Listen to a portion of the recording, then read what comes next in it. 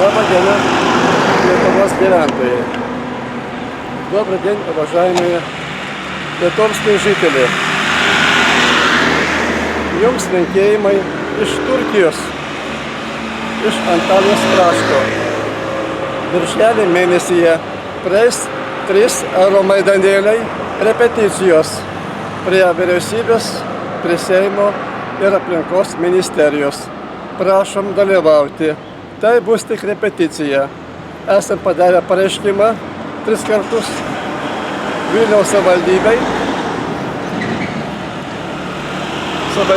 kad pravesti pasaulio lietuvių nacionalinį 72 valandų streiką. Likviduoti politinę ir teisinę korupciją.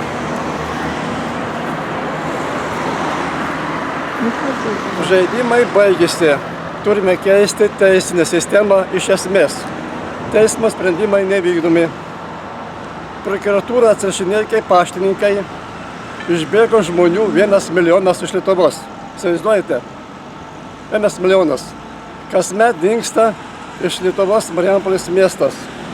Kasmet dingsta Plungės miestas, nes nuo kraujagyslių problemų miršta vyrai. Tai yra faktiškai dingsta Plungės miestas. Tai yra žiauri situacija. Mes turime keisti sistemą teisinėmis priemonėmis. Todėl ir vadinasi Euromaidanėlis.